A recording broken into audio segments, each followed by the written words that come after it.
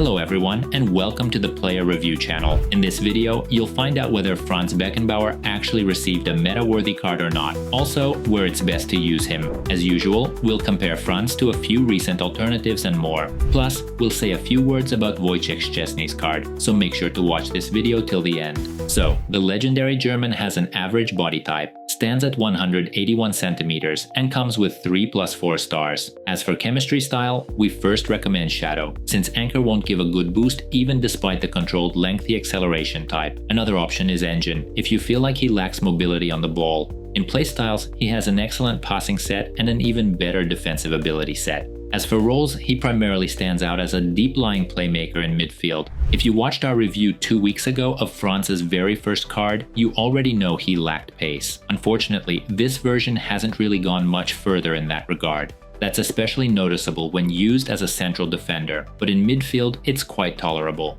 Among the more obvious things, he doesn't have great height and lacks aerial, even though his jumping stats are solid. Here's an example where R9 calmly outran Franz and played a pass through his legs. Not a great moment. Indeed, the German can struggle at times despite having Intercept Plus, but his actual interceptions are still quality.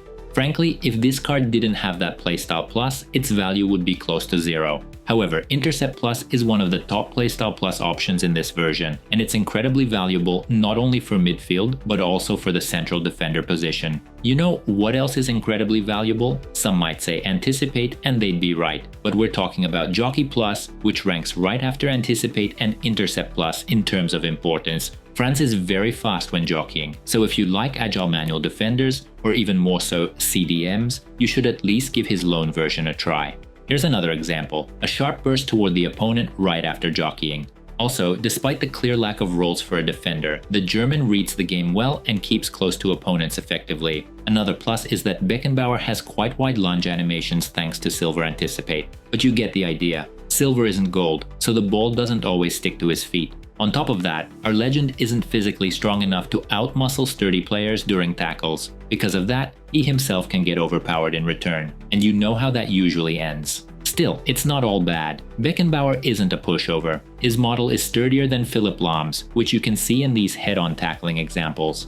At the same time, Beckenbauer clearly isn't as scripted as Vieira, which sometimes leads to his tackles or interceptions not registering correctly. But then again, when something like this happens in-game, even Vieira won't help, so let's not be too harsh on the German defensively, especially since he's really good on the ball. That's why we mostly see him as a CDM with the deep-lying playmaker role, focusing on build-up. Why not a central midfielder, but specifically a CDM? Because with those shooting stats, he's not going to be a major goal threat. Of course, Franz can score inside the box, but the shooting numbers are clearly not on his side, and his interceptions and jockeying are way more useful for a defensive midfield role. Another key strength is his deep passing, especially with long ball plus. Again, a fantastic playstyle plus for CDMs. For a pure CM, we'd prefer incisive pass plus. Let's not forget the value of Trivela plus, you know what that's for. As always, the key is to hit green timing. Though Trivela long shots aren't as efficient on him compared to most current cards. Someone like Gerard or any other card with strong long shot stats will be much more consistent.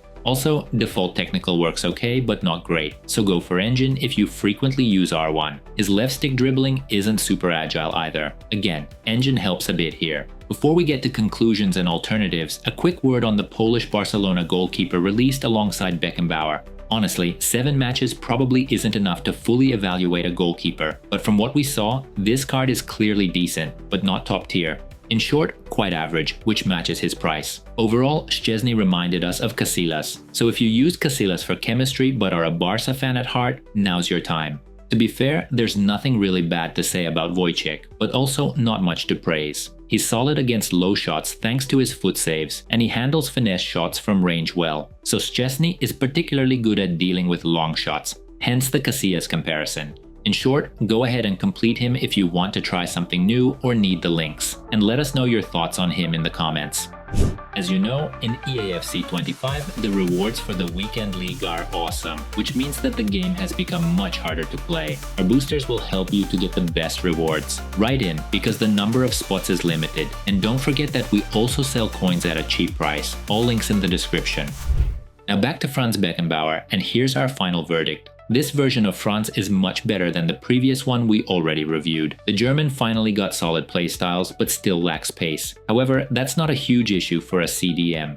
As for central defender, well, as much as we've criticized Gabriel, he's still better than Franz, mainly due to his bigger body type and pace, but Franz is quicker on the jockey. Still, we'd rather play Upamecano thanks to his size and aggression. That said, we won't insist. Central defender is a very personal position choice. In midfield, Beckenbauer looks better on paper than the recent Lahm. And to be honest, it's not hard to be better than Lahm. If you've seen the review, you know what we mean. Franz is stronger in interceptions and body strength, and jockey helps a lot, which Lahm doesn't even have. On the other hand, it's unlikely that any of our viewers have seen Beckenbauer play live, unlike Lahm. So for current Bayern fans, Lahm feels more familiar and relatable. That's why they'll probably enjoy having him in their squad more. That said, Beckenbauer isn't much more expensive than Lahm, so he's a great option for those collecting legends or anyone who liked him after watching this review. In short, we're not against completing Beckenbauer, especially considering the price, but we're not going to push for it either. Kimmich is better than both, honestly, so we'd prefer playing him at CDM and especially at CM. Yes, Beckenbauer's card is solid, but definitely not a must-have, especially for meta-heavy squads. But do try him on loan at both CDM and CB. You might end up liking him. If you have any questions, drop them in the comments. We'll try to answer quickly, and don't forget to subscribe so you don't miss upcoming reviews. We give Franz Beckenbauer a rating of 8.6 for card quality, and remind you that detailed ratings will appear tomorrow on our Twitter. For the SBC price, he gets a 10. Thanks for watching till the end, and see you in the next video.